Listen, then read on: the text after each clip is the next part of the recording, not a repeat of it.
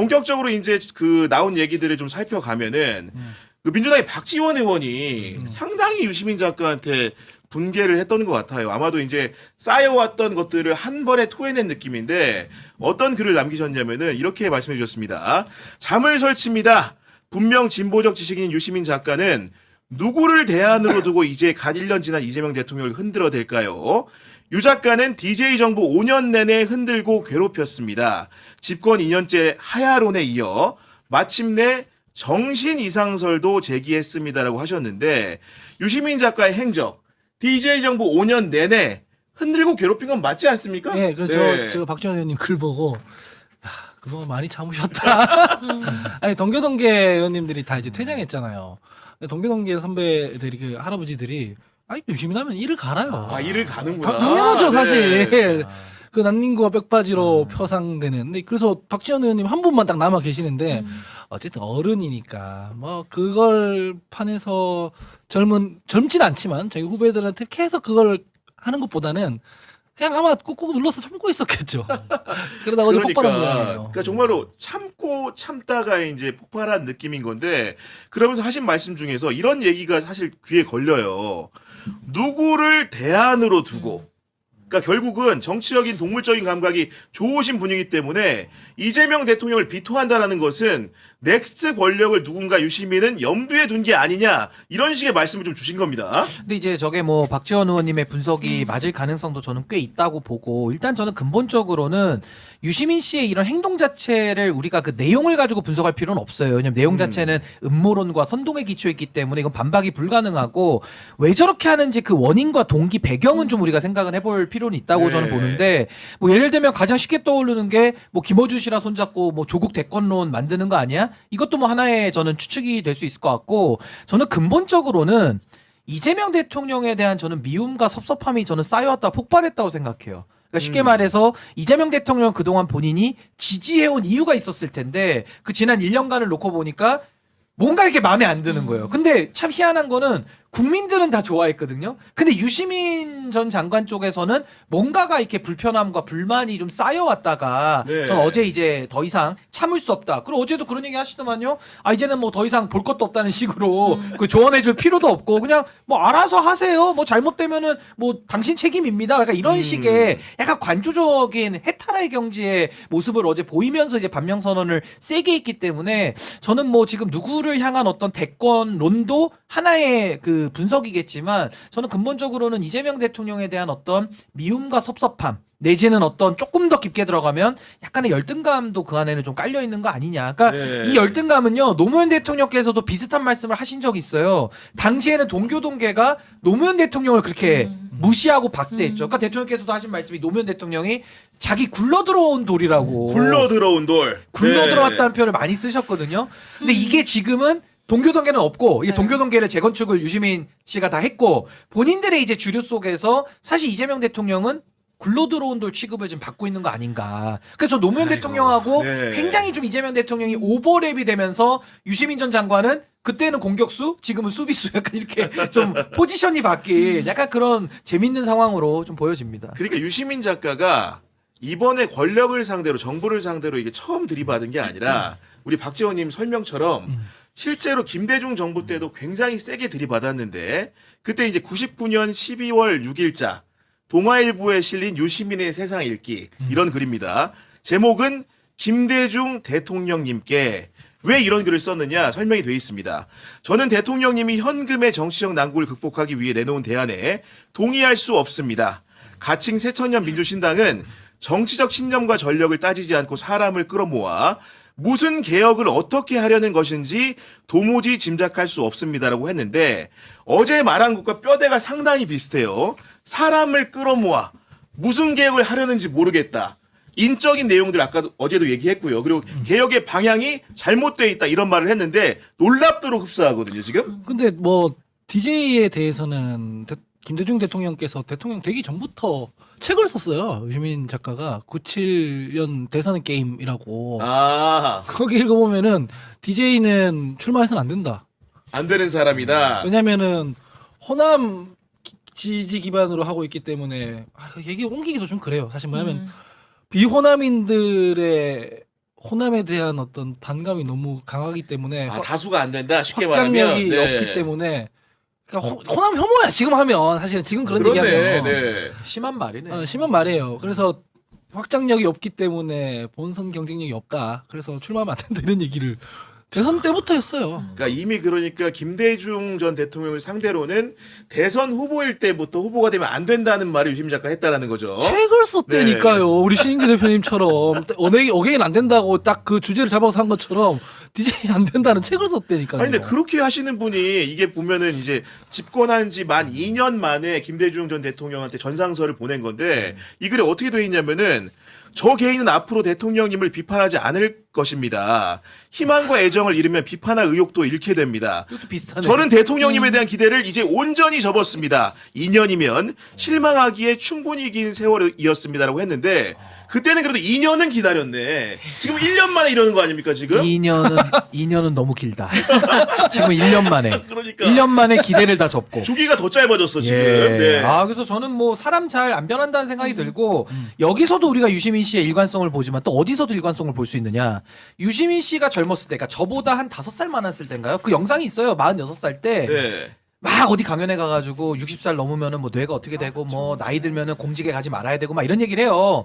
근데 본인이 지금 67세, 68세 정도 됐거든요. 근데 이게 일관된 게 뭐냐면 그때는 젊었을 때는 노인 비하를 하더니 이제 본인이 이제 그 어른의 노인의 역할이 됐잖아요. 그렇죠. 이제 또 청년 비하를 해요. 촉법, 용역, 잭나이프 이러면서. 그러니까 이 비하라는 코드로 보면은 젊었을 때는 어른 비하하고 나이 들어서는 젊은 사람 비하하고 이 비하 코드는 아주 일관적이다. 근데 지금도 마찬가지로 DJ 정권 때도 내부에서 흔들어 제끼고 그 이후에 지금 이재명 정부 때도 내부에서 흔드는 거는 아주 유사성이 있다. 근데 또 그러니까 이게 유시민 씨의 하나의 어떤 근데 저는 캐릭터라고 보는 게 DJ 대통령과 이재명 대통령은 내 사람이 아니다라고 생각하니까 이렇게 내부에서 흔드는데 아, 내 사람이 아니다라고 느끼기 그 때문에. 차이가 있어요. 근데 네. 내 사람이라고 느끼면 또 끝까지는 지킵니다. 그게 누구냐? 노무현 대통령. 그건 인정해야 돼요. 그래서 그때 정동영 후보에 대해서 뭐 꽃감 항아리 비판다고 막 그랬잖아요. 그때는 정청래 후보가 이제 반노 운동을 했죠. 그때는. 근데 둘이 지금 손을 잡고 있는 희한한 형국인데 그리고 문재인 정권 때도 우리 인이 하고 싶은 대로 다 해. 그러니까 진영 논리가 특화된 사람이다. 그렇죠. 전 그 부분이 아마 유시민이라는 사람을 야. 규정할 수 있는 부분이라고 저는 봅니다. 그럼 비평의 포인트 시작점 자체가 신인규 대표 얘기한 대로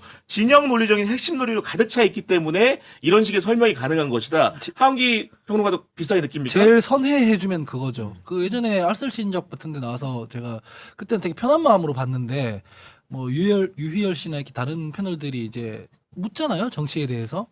그러니까 뭐 토론 유시민 작가님 잘하시지 않냐. 그 토론하려면 상대방 설득하는 거 뭐 이런 거 물어보더라고요. 네. 유시민 작가 하는 얘기가 토론은 상대방 설득하러 가는 거 아니야. 중도 확장 이런 거 없어. 그냥 선거 정치는 진영 총결집이 제일 중요해. 야, 단언해서 말하셨구나. 뭐 네. 토론은 시청자들한테 정확하게 말하면 우리 지지층에게 공급하는 무기를 나눠주러 가는 거야 논리를. 이런 취지의 얘기를 하시더라고요. 그래서 예전부터 이미 진영 논리의 화신. 그러니까 과거에 그런 말 한 적 있어요. 장관 되기 전에.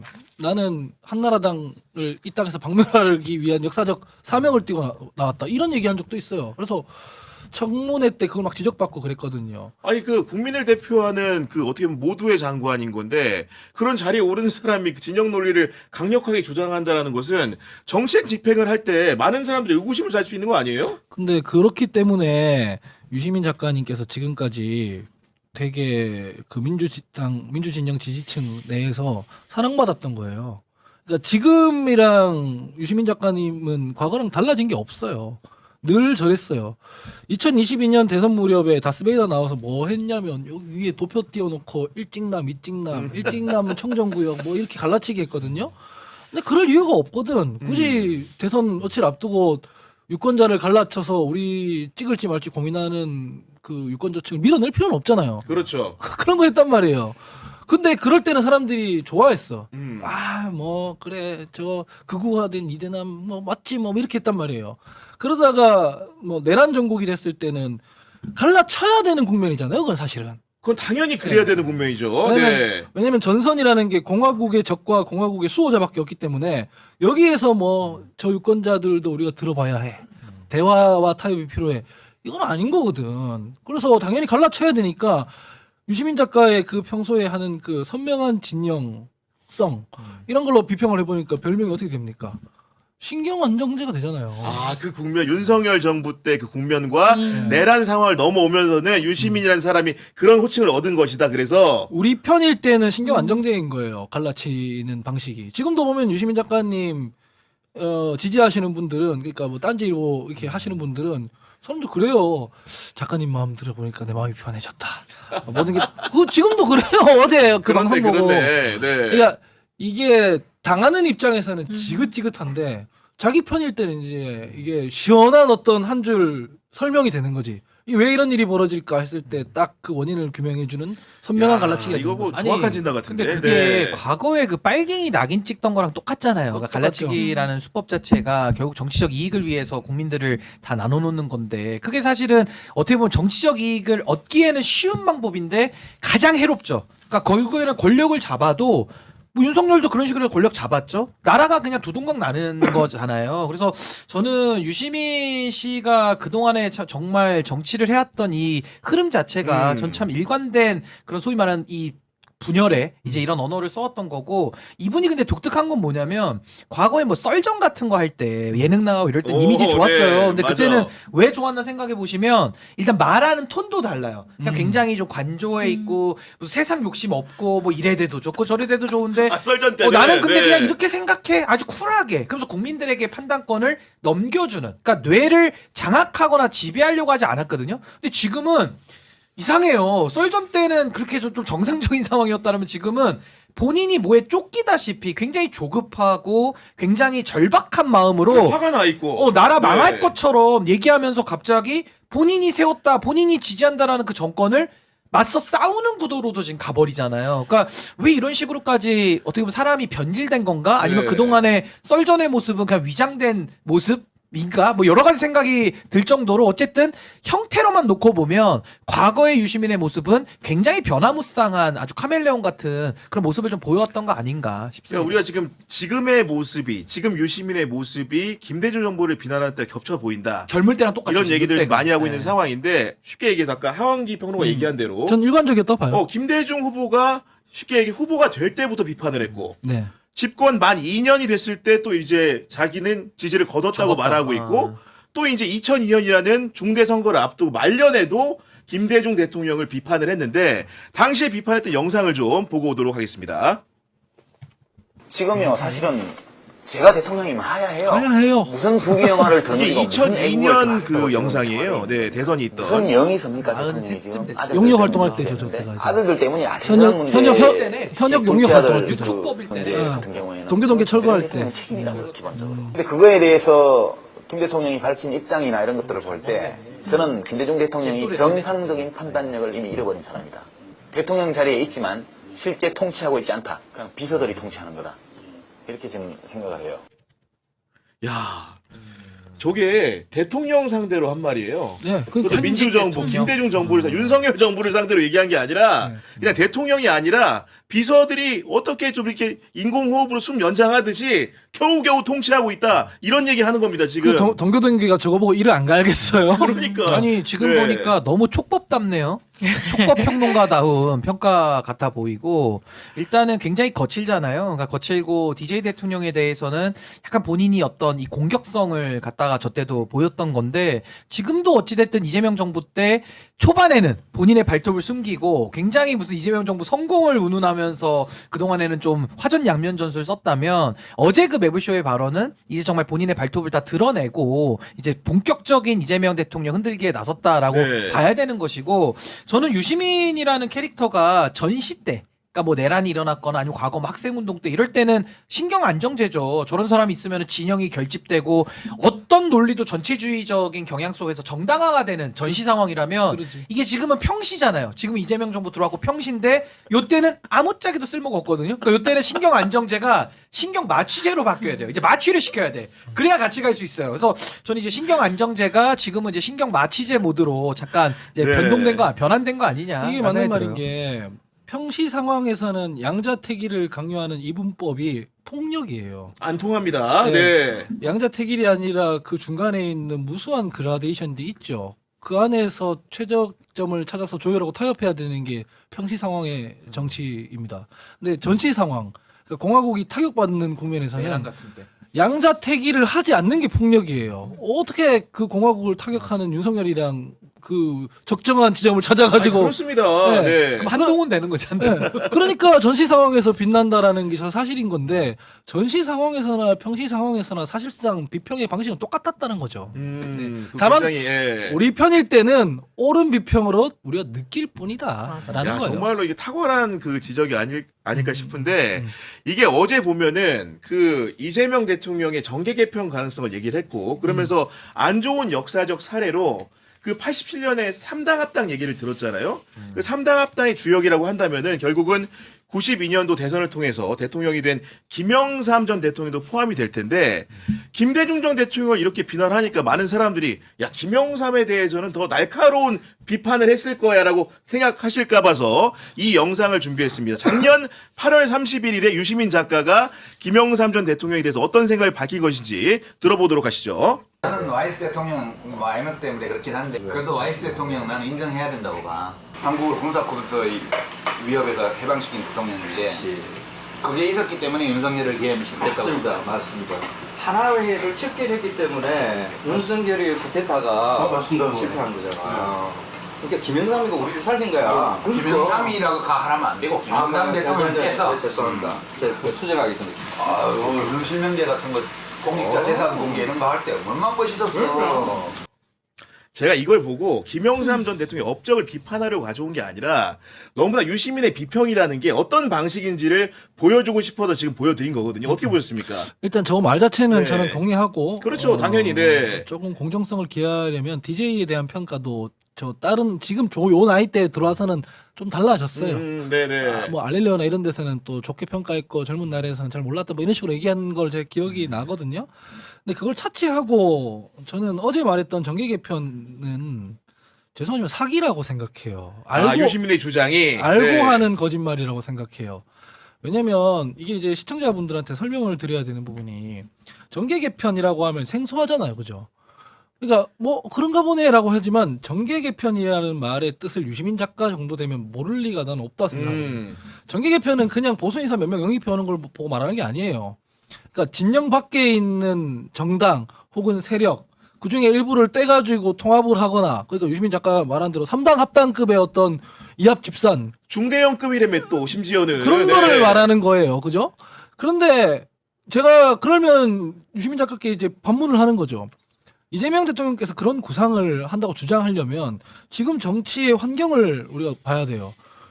더불어민주당 바깥에 그 진영 바깥에 보수 진영에 우리가 통합하거나 함께 할 만한 세력이 있냐는 얘기예요. 우리 그럼 개혁신당이랑 같이 한다는 거예요? 아니면은 국민의힘이 쪼개져 가지고 민주당이랑 통합한다는 거예요? 그러니까 환경이 안 돼 있어요. YS의 3당 합당이라든가 뭐 이런 때랑 상황이 달라요. 정계 개편이라는 것은 그냥 단순히 대통령이라든가 누가 정치적 지도자가 추진한다고 해서 추진할 수 있는 게 아니거든. 그러니까 본인이 실패한다고 가정을 막 하잖아요. 추진할 수 없어 애초에. 그러니까 유시민 작가님 사실은 등단한 작가인 거 아세요? 아 등단한 작가예요? 스토리텔러야? 예. 소설가입니다. 이상입니다. 아니 근데 저는 요 얘기는 조금 자세히 들여다 봐야 되는 게 굉장히 그래도 중요한 화두를 던진 거예요. 저는 정계 개편이라고 하면 이제 3당 합당을 우리가 떠올릴 수 있는데 사실 3당 합당은 호남을 고립시키기 위한 하나의 기득권대 연합이죠. 그랬습니다. 당시에는. 그리고 이건 이제 정치인들끼리 이제 인위적으로 뚝딱뚝딱 한 거기 때문에 결국 비판을 받고 있는 거고 당시 이제 노무현 대통령께서 이 있습니다를 하면서 당시 김정길 이제 의원하고 따로 떨어져 나와서 꼬마 민주당 한 거 아니에요? 근데 정계 개편이 꼭 3당 합당만 있는 건 아니에요. 국민들이 원해서 하는 자발적인 정계 개편도 있을 수 있는 겁니다. 아하. 그러니까 이거는 성질이 달라요. 국민들이 원해서 정치 구도가 바뀔 수 있는 거예요. 아니, 대한민국이 언제까지 양당제예요? 하다가 또 다당제 될 수도 있는 거고 국민이 선택해서 하니까 그걸 홍익표 수석도 국민이 원하면 민주당에 대한 혁신도 재건축 수준으로 가냐 재개발로 가냐 국민이 결정한다. 그건 당연한 말씀인 것 같고 지금 이재명 대통령이 가고자 하는 건 정계 개편이 아니에요. 그러니까 구조적으로는 정계 개편처럼 보일지는 모르지만 결국에는 대통령께서 하려는 건 뭐냐 쇄빙선이죠. 쇄빙선이다. 그러니까 소위 말해서 제가 보수의 종말이라는 책을 썼잖아요. 제가 처음에 이재명 대통령 후보 후보로 나오실 때 대통령 하실 때 그때 중도 확장 이런 얘기 있어서 제가 중도 확장 택도 없는 소리다. 중도 보수 확장을 해야 된다 그랬어요. 근데 그 어느 날 갑자기 대통령께서 중도 보수 얘기를 하시니까 제가 깜짝 놀랐거든요. 한 3달 뒤에. 맞습니다. 네. 근데 지금은 중도 보수 확장이 아니라 사실은 보수 확장까지 가능해졌어요. 합리 보수까지 확장이 가능해졌던 건데 이게 다 누구 때문에 엎어졌냐? 정청래 대표 때문에 다 어그러진 거예요 지금. 그래서 장동영한테 지금 산소호흡기를 대준 건데 이재명 대통령께서 가고자 하는 거는 지지층 확장을 통해서 쇄빙선 역할을 통해서 대구시장도 당선시키고 대구에서도 민주당 당선자를 내는 민주당의 확장을 원했던 거란 말이에요. 근데 이거를 왜 유시민 씨는 왜 정계 개편이라고 뒤집어 씌우면서 왜 이걸 거부하느냐? 지지층이 늘어나면 어떻게 되죠? 새로운 사람들이 당에 들어와요. 그럼 그 사람들은 대부분 합리적이거나 역량이 갖춰진 사람들이 들어올 가능성이 매우 높아요. 그럼 그분들은 이재명 대통령하고 동기화가 돼 있으니까 많은 정부 요직에 진출할 가능성도 높아져요. 그럼 유시민 씨 입장에서는 어떨까요? 증축을 해야 되는 입장에서는 자기 자리가 쪼그라들고 아하. 본인들이 지금 주류로 갖고 있는 당내 헤게모니를 내줘야 되는 거예요. 그럼 이게 이재명 정부 하나로 끝나지 않아.